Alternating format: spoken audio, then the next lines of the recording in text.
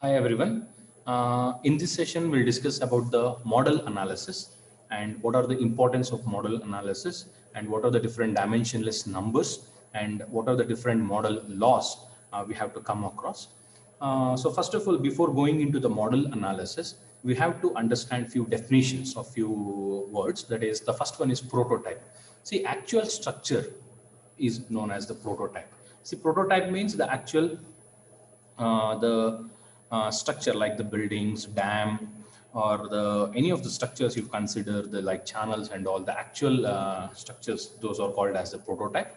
Then model means it is a small scale replica of that prototype or the actual structure. That is a small scale replica of the actual structure. So why we require model or the model analysis is, say for example, you want to build an multi-story building. Okay, so we can't directly go and build that structure. Before building that structure, we have to do a plan. We have to analyze that plan in any of the softwares which is available. After analyzing, we have to design and we have to check for the stability. We have to check for the safety and whether the design structure will perform good in the various conditions. Once the requirements is satisfied, we go for an construction of an actual structure. In the same way, in the many fields like the medical field, engineering field, so these models plays a very important role. Okay, say for example, in order to build an dam, okay, it is a very huge structure which is usually called as an lifeline structures.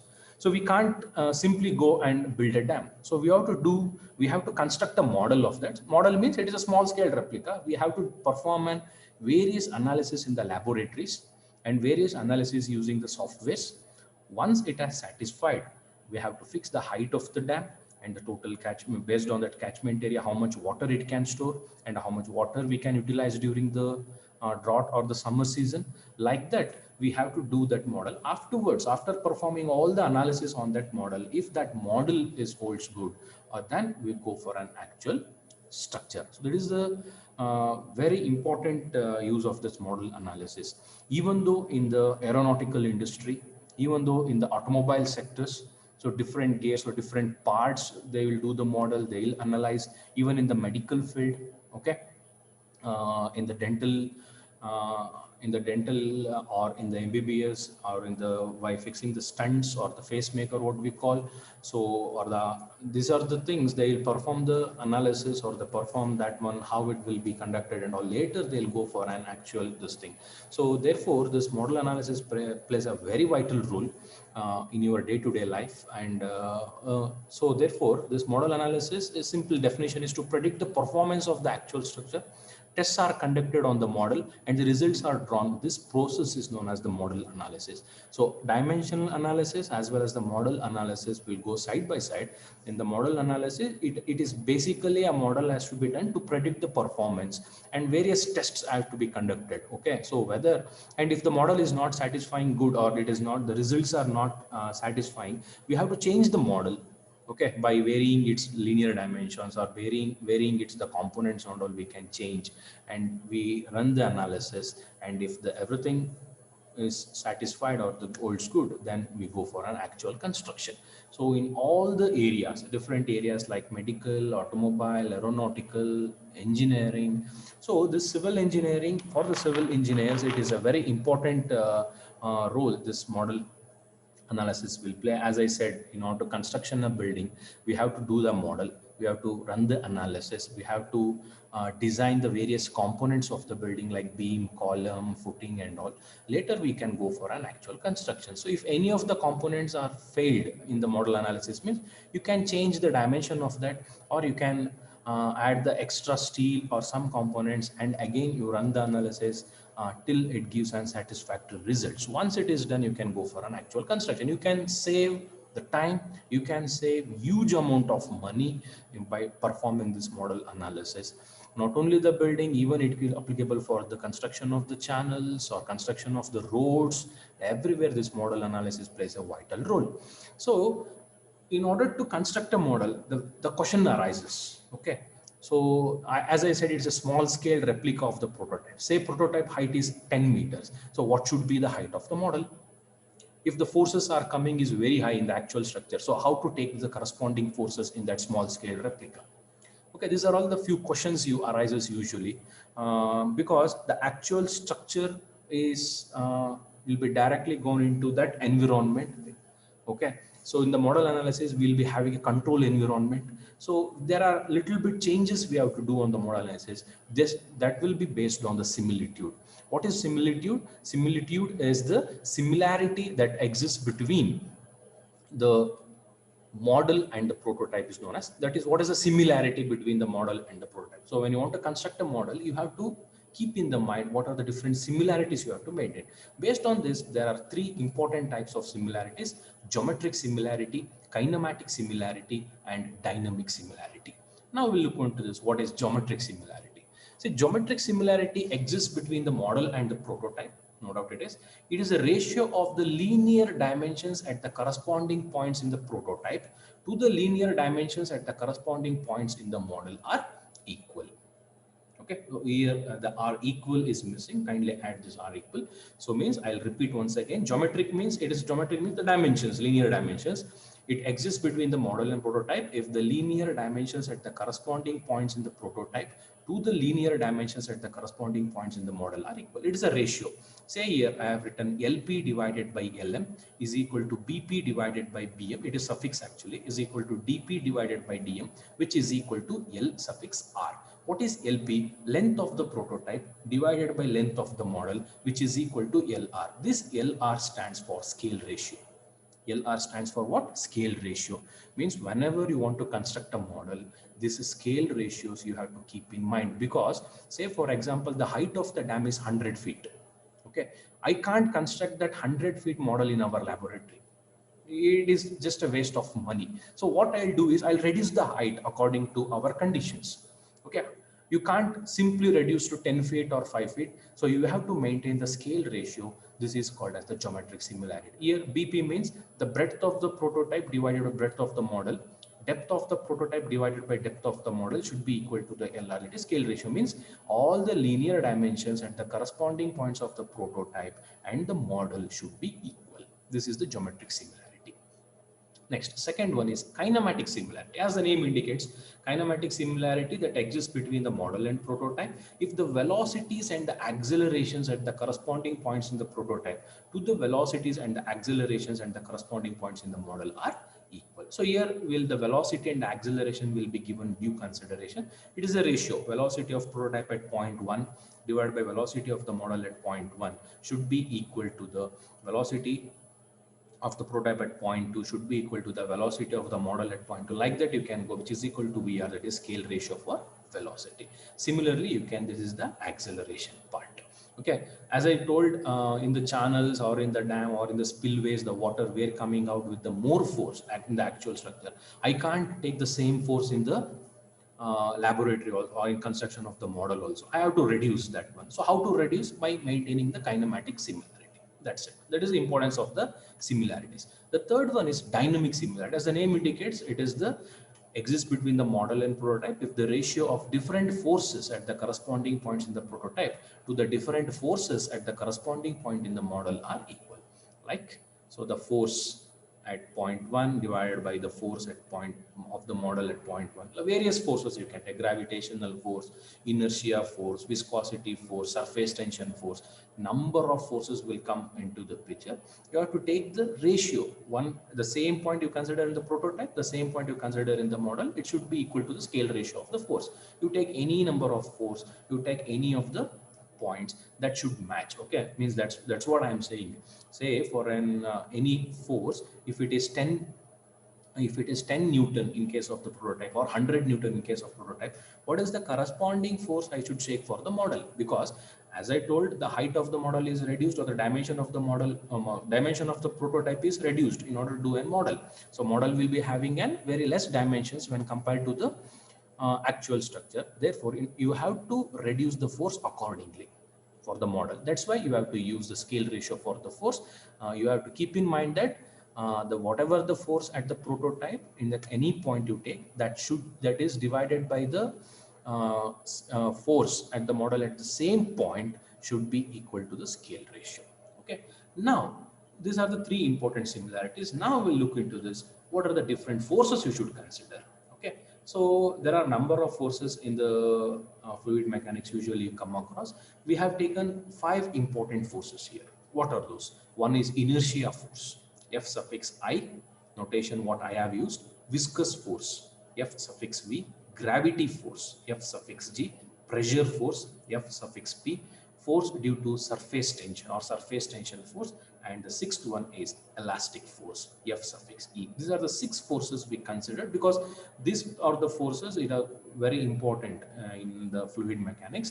Inertia force, viscous force, gravity force, pressure force, then force which is due to surface tension, then elastic force. Now we'll look into the definition of each force. Okay, what is inertia force? We all know that based on the Newton's second law of motion, the force is equal to mass into acceleration. It is the product of mass of the fluid and its acceleration. We know that F is equal to mass into acceleration. How to get the mass? The unit of mass is kg. Mass is obtained by density multiplied by volume. We know that. Correct? So mass nothing but density, rho. This is rho means density multiplied by volume into acceleration is velocity divided by time. Therefore, rho into velocity, so volume, time we have taken this side, volume divided by time into velocity. What is volume divided by time? It is discharge, because unit of volume is meter cube, unit of time is second, meter cube per second is the unit of discharge. Therefore, it is inertia force is equal to rho into discharge into velocity. Therefore, this discharge can be written as area multiplied by velocity. Therefore, inertia force is equal to mass density multiplied by area into velocity, that is discharge into velocity. Therefore, inertia force is equal to rho a v square. Okay, see here, I have arrived at this rho a v square by taking a simple definition, that is you already know mass into acceleration. So that's why what I will always tell you people that don't by heart the formulas. Okay, always stick on to the basics. What actually that is force is equal to mass into acceleration. I have stick on to the basic definitions. Just I have arrived at rho a v square. So now onwards, if I say inertia force, you should be able to say that it is rho a v square. Rho means density, a means area, v means velocity. Now the next force is viscous force. Viscous force is nothing but is arrived due to the viscosity. Okay, it is the product of shear stress on the fluid and cross-sectional area of the flow. Because viscosity is the directly which is dependent on the shear stress only. Okay, tau is equal to mu into dv by dy. You just remember that it is the product of shear stress on the fluid and cross-sectional area of flow. Therefore, Fv is equal to tau. Tau means shear stress that multiplied by area. What is tau? According to the Newton law of viscosity, tau is equal to mu into dv by dy that multiplied by area.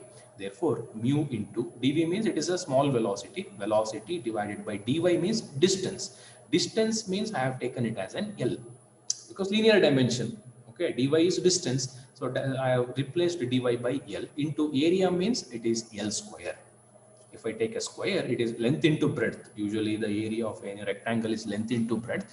Both length and breadth is having an unit meter. The dimension for length and breadth is L only. Therefore, I have simplified. I have taken mu into V by L into L square because it is a linear dimension. L with the square cancel. It is mu into V into L. Mu means viscosity. V is velocity. L is linear dimension, which is having a unit meter. That is viscous force. Next, gravity force. It is the product of mass of the fluid and acceleration due to gravity. This is you already known. It is therefore m into g. Therefore, mass is obtained by density multiplied by volume into g. So rho into volume can be written as L cube. And again, I am telling here why I have used L cube, because volume means it is area multiplied by length. Okay, what is area? Area is length into breadth. Means all that dimension is same, that is unit is meter, dimension is L. Therefore, instead of volume, that is meter cube. Meter means the dimension of meter is L. Therefore, L cube into G. Similarly, pressure force, it is the product of intensity of pressure and cross-sectional area. Fp is equal to pressure multiplied by area. It's a pressure force, the unit is Newton only.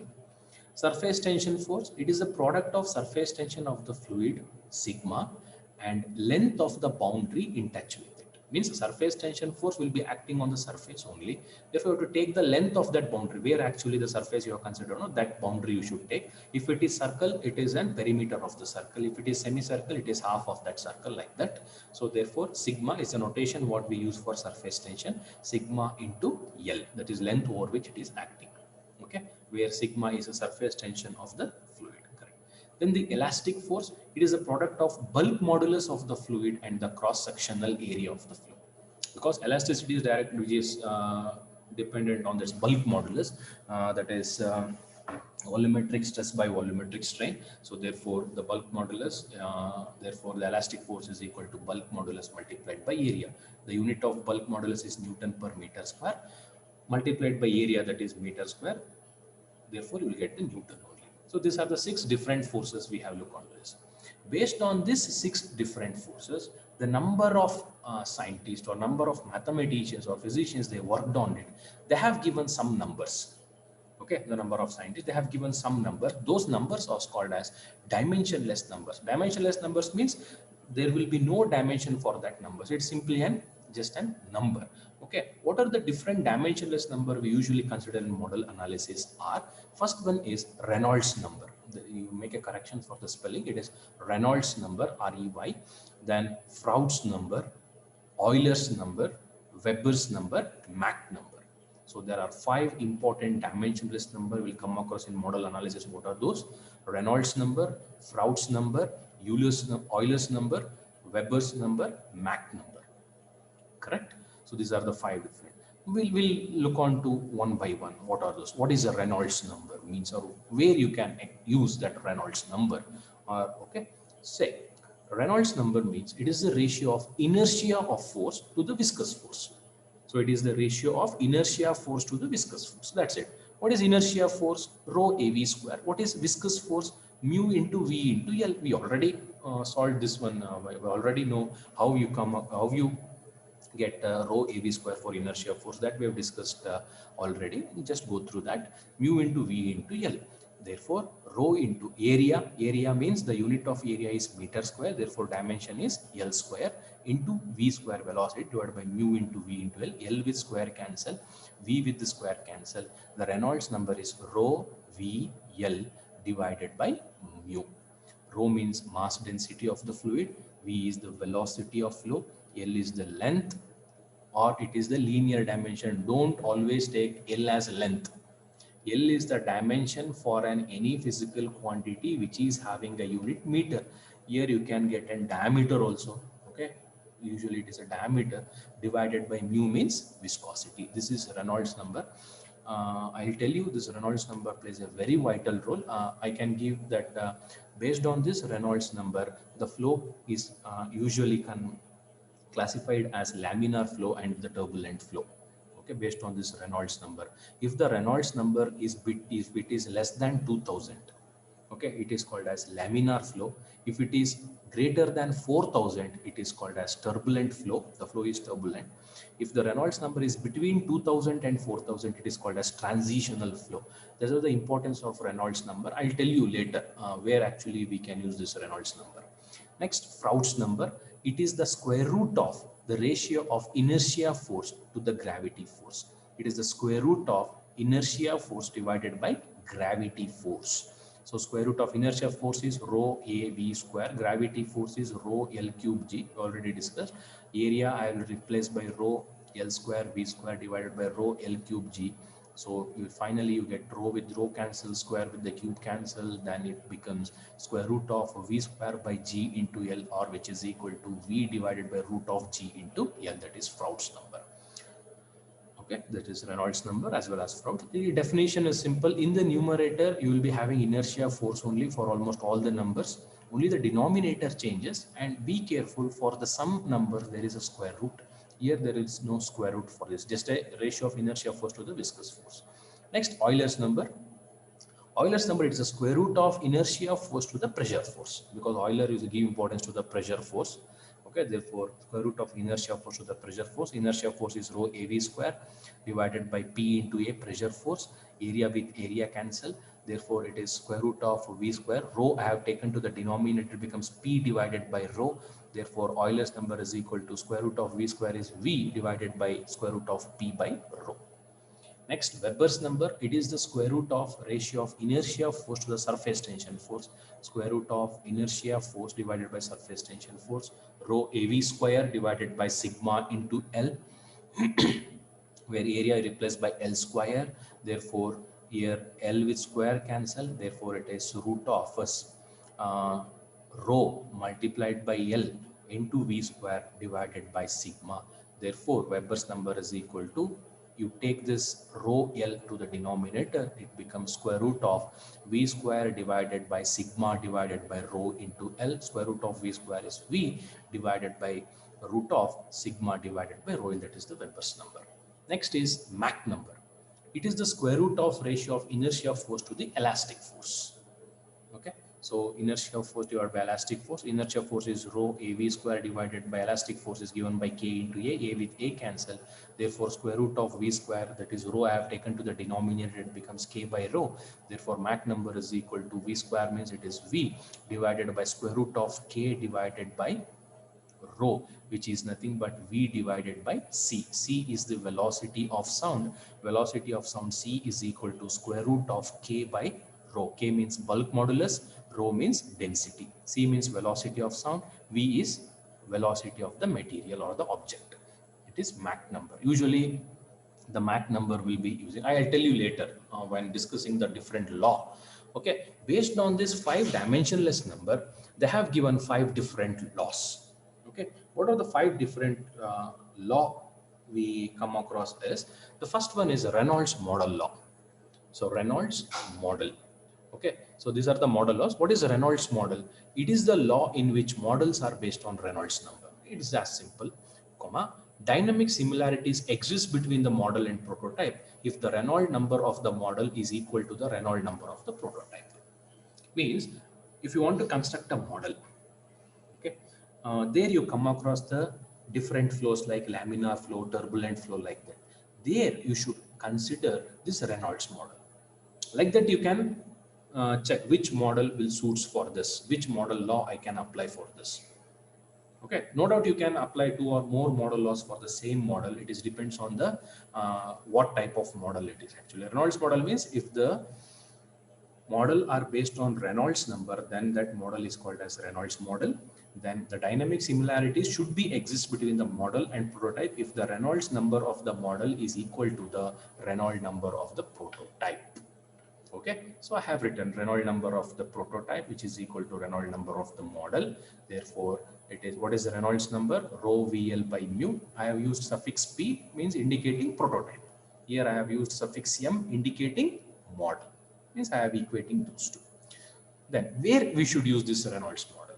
There comes the application. The problems which comes under the Reynolds model are pipe flow problems, that is laminar or turbulent, like that I have told. Movement of aircraft in air. Okay, in order, if you want to construct a model of an aircraft, you can use the Reynolds model. Then movement of submarine in water. As I said, whenever there is a classification of the flow is laminar or turbulent flow you come across, there you can apply this Reynolds model. That is a flow problems, usually pipe flow problems or the submarine movement or the aircraft movement you can check. The second one is Froude's model. Now you come in, you have got an idea. What is the model loss? That is a Reynolds model means if it is using Reynolds number. Froude's model means it is using Froude's number, like that. It is the law in which models are based on Froude's number. Dynamic similarity exists between the model and prototype if the Froude's number of the model is equal to Froude's number of the prototype. That is same FRP, write the formula. Then where the application is the Froude's model. Froude's model is usually used in open channel flow. Okay. The second one is spillway problems. Spillway means in the dam they will provide a spillway.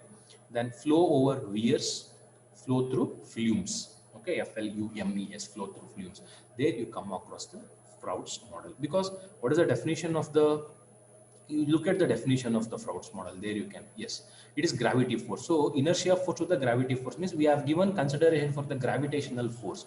So where there is a predominant, the gravitation means in the open channel means it is the gravity flow only. There you come across the Froude's model.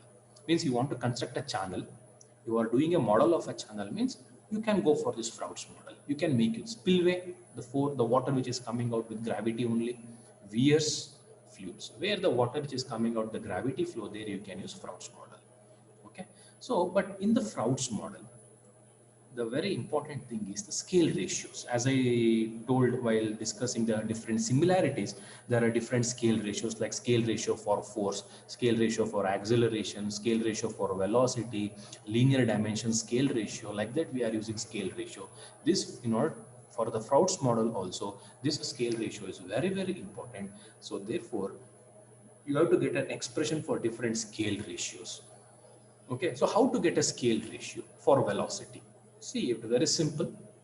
In order to use this scale ratio for velocity, you remember the equation V divided by square root of G into L. Therefore, scale ratio for velocity, V suffix R. Okay, it is usually notation what we use is V suffix R. So what is it? Is a prototype and the model. VP by the P represents prototype, M represents model. Don't confuse. Okay. V suffix P divided by square root of G into L is equal to V divided by square root of G into Lm. So therefore, we know that VR scale ratio is equal to velocity of prototype divided by velocity of model. Velocity of prototype divided by velocity of model is called as the scale ratio for velocity. You just cross multiply. You take Vm to this side, this to the other side. It becomes square root of Gp by Lp into Lp divided by square root of Gm Lm. So this gravity acceleration due to gravity is same. It is 9.81 meter per second square only. For prototype and model it is same. These two will cancel. What is remaining? Square root of Lp by Lm. Square root of Lp divided by Lm. So what is Lp by Lm? Means the linear dimension, the length of the prototype divided by length of the model, or the breadth of the prototype to the breadth of the model. It is called as Lr, that is scale ratio. So Vr, that is velocity ratio, is equal to Vp by Vm, which is equal to square root of Lp by Lm. That is nothing but square root of Lr. This is the scale ratio for velocity. Here I'll write the scale ratio for all the physical quantities in terms of LR only. LR means it is a linear dimension scale ratio. Length, breadth, width, whatever it is, which is having a unit meter, which means length of the prototype divided by length of the model. LR means. Okay. So all the physical quantities in ನಾವು LR ಅಲ್ಲೇ ಹೇಳೋಣ. So we'll express in terms of LR. Next, scale ratio for time. We know that velocity is equal to length divided by time, or distance by time. Therefore, time is equal to length by velocity. T is equal to L by V. Now, T suffix R is time scale ratio for time, which is equal to time of the prototype divided by time of the model. TP by TM, which is equal to, what is TP? That is the time for the prototype. What is the basic formula? LP by VP. Correct? TM means LM by VM. P under prototype, M under model. So now you simplify LP by VP into VM by LM. What is LP by LM here? LP by LM is nothing but LR into VM divided by VP. There I have taken 1 divided by VP by VM. I think you will getting now. So TR is equal to, what is LP by LM? LR into 1 divided by VP by VM. VP by VM you already found out, it is root of LR. So 1 divided by root LR. LR divided by root of LR is equal to nothing but root LR only. Therefore, the time ratio, scale ratio for time TP by TM is equal to square root of LR. Okay, this is the second one. Third one is acceleration. Acceleration is velocity by time. A is equal to V by T. Now, A suffix RS, the scale ratio for acceleration is nothing but AP by AM. AP is VP by TP. Like that, you simplify VP by TP, you make a cross multiply. VP by VM is root of LR. 1 divided by TP by TM, that is TP by TM means root LR. Therefore, scale ratio for acceleration is 1. Next, scale ratio for discharge. You go from the basic definition. That's it. Discharge is equal to volume by time. Volume is L cube by T. Therefore, QR is the scale ratio for discharge. QP by QM is equal to LP cube divided by TP, because it is L cube.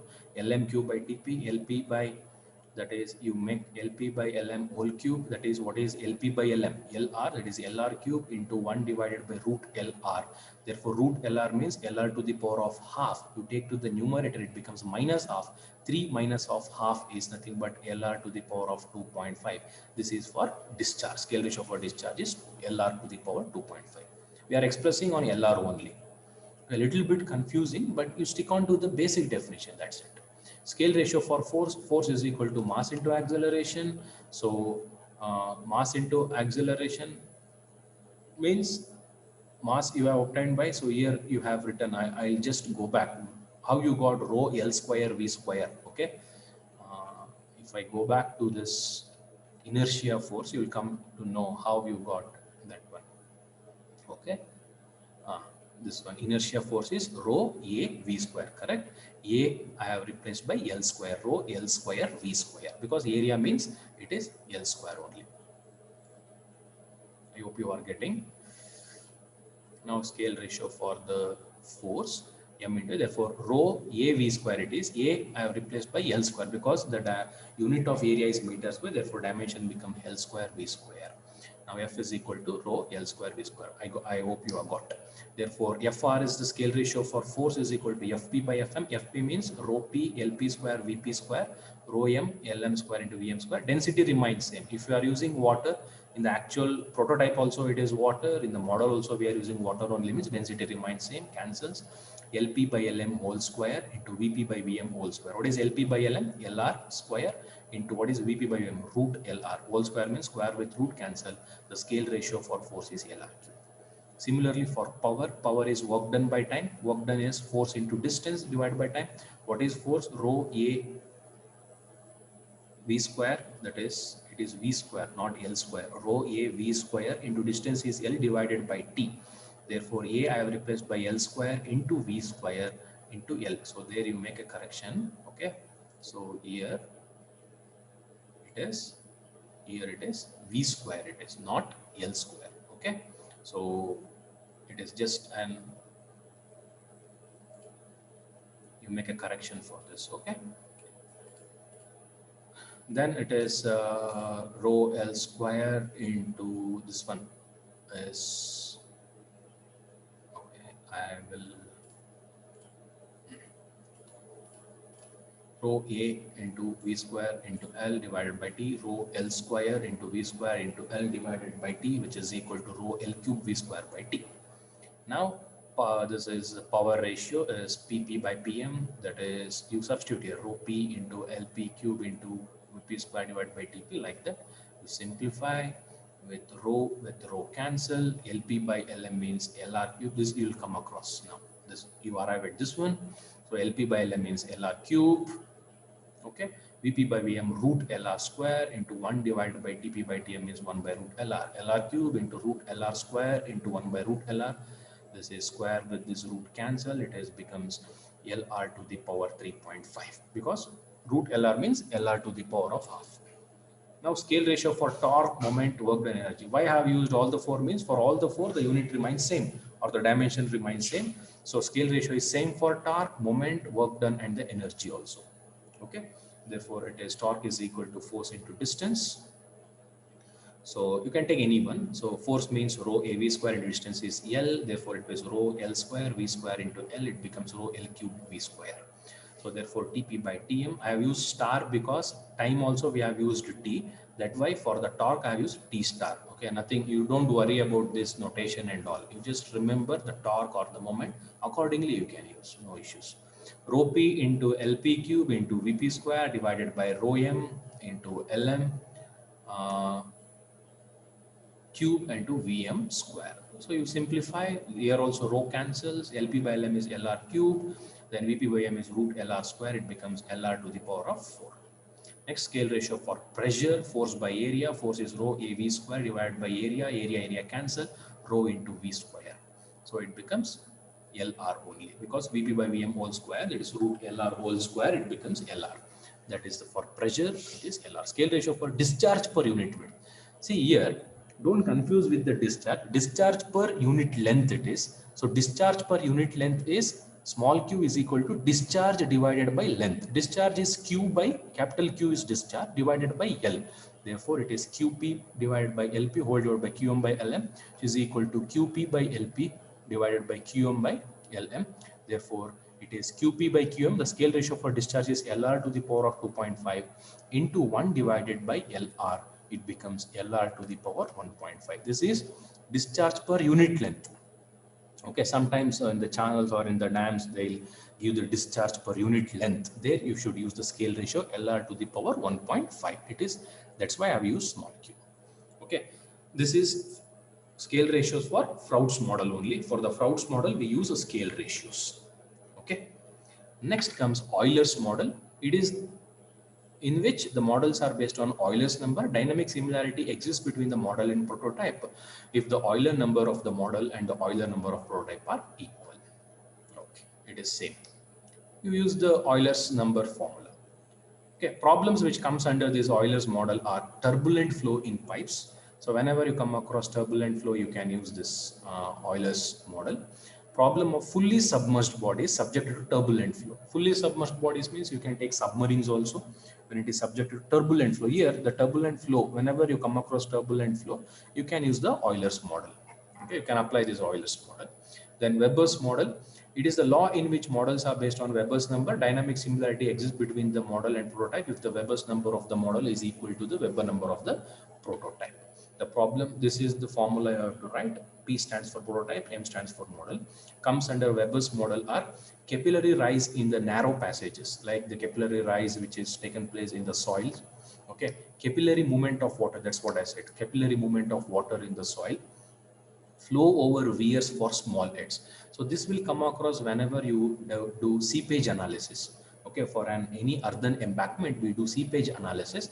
There you can come across this type of Weber's model. When you want to create a model of any earthen embankment or earthen dams, there you can use this Weber's model will come into the picture. Okay. The last one is Mach model. It is in which the models are based on Mach number. Dynamic similarity exists between the model and prototype if the Mach number of the model is equal to the Mach number of the prototype. What is Mach number? Velocity divided by square root of k by rho, that is c. C means velocity of sound. Velocity of prototype divided by velocity of sound of the prototype, which is equal to velocity of the model divided by velocity of sound in the model. Okay. The problems which comes under the model are the water hammer problems. Okay, water hammer. Then aerodynamic testing, like the aeroplanes or supersonic. You might have observed, you often heard that Mach number. Okay, what happens if the Mach number is greater than 1? Okay, it is called as supersonic. If the Mach number is less than 1, it is called as subsonic. If the Mach number is greater than 5, like that we are dividing actually. Based on the Mach number, we are deciding what type of aeroplanes it is. Especially for the military aircrafts, it will come. It is moving with a supersonic speed. Okay, like that they'll say. Okay, they'll they'll use this Mach number. Based on the Mach number only, they'll tell whether it's the category under which the your aeroplanes or the military aircrafts or the jets, whatever we call fighter jets, will come under which subsonic, supersonic, ultrasonic, like that. You can use that based on the Mach number only. So that's why I often heard this. That is why it is aerodynamic testing. So these are the 5 different models which are based on 5 different numbers. Next will come under is distorted model and undistorted model. Very, very important, I'll tell you. So what is undistorted model? Okay, undistorted models are those models which are geometrically similar to the prototype, or in other words, if the scale ratio for linear dimension of the model and prototype is same. So undistorted model means it is undisturbed model. Means the models which are the geometrically similar, with both prototype as well as the model will be similar. Okay, when you are using that type of the model, those models are called as undistorted model. Means you take any of the dimension, like length of the model and the length of the prototype are same, or depth of the model and the depth of the prototype are same. Those models are called as undistorted model. What is distorted model? A model is said to be a distorted if it is not geometrically similar to the prototype. For a distorted model, you should use different scale ratios for linear dimensions. Means for length, you should use different scale ratio. For breadth, which is use different scale ratio. For width, you should use different scale ratio. Means length of the prototype and the length of the model are not same, or the width of the model and the width of prototype are not same. Those models are called as distorted models. Okay, means it is a disturbed model. Means it is a completely changed. The linear dimensions are not same with respect to the prototype. Okay, so here what are the advantages? Which model you should always prefer is distorted model. Why we have to use distorted model? You just see vertical dimension of model can be measured accurately. Okay, when you are changing the vertical dimensions, not only you can reduce the cost of the model, you can also measure with that accurately. It means if a 100 feet prototype, I can't build an 100 feet model here. I'll reduce the height accordingly. Those models are called as distorted models. Here, as I said, the cost is reduced. Turbulent flow in the model can be maintained. Turbulent flow also maintained, because as the dimensions is reduced, the forces, everything will reduce. You can get an clear results. What is happening actually? What will happen for the actual structure also? And okay, this is the advantage of distorted model. Then what are the advantages of model analysis? Okay, see, the performance of the hydraulic structures or the machine can be easily predicted in advance from its model with the help of dimensional analysis. Say, for example, you have constructed a model of a turbine. Okay, you have found out what is the efficiencies of the turbine. Later, you construct an actual prototype of the turbine. You start generating electricity or start running the turbine. After 1 or 2 years, the efficiency reduced. Might be in several reasons why it has reduced. Okay, say the efficiency of that particular turbine is reduced. So already you are having the model of that. You come to the model, you do some alterations, you check why the efficiency has reduced. Can you increase the efficiency? Like that you can check, and again the same thing you can adopt in the prototype. Therefore you can increase the efficiency. Oh, like this, if I do, I can increase, I can get the same efficiency.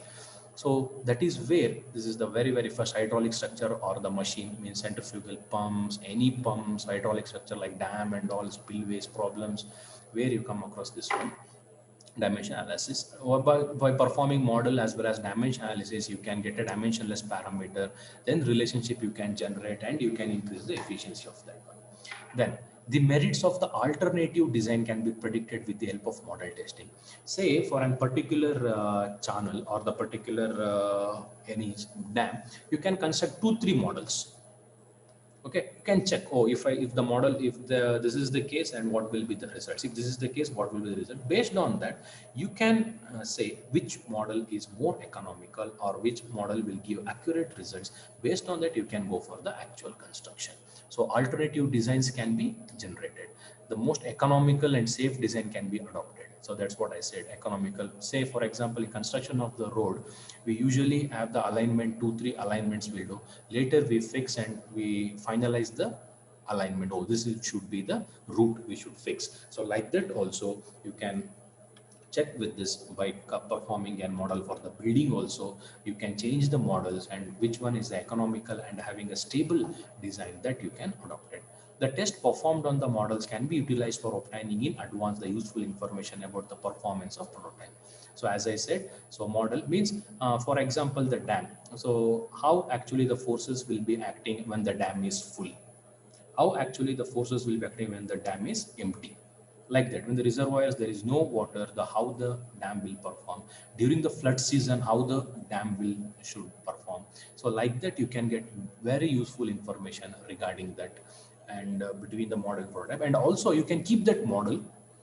And after the construction also, after down the years, whenever there is a malfunction of any of the parts, or when there is then some more extra forces or the unseen forces will be added, again you can come to the model, you can increase the force, and you can check out what will happen, and the later you can take the safety precautions on that. So this is the theory part of the model analysis. In the next session, we'll discuss what are the different problems will come across in the model analysis. Okay. Oh, thank you, students.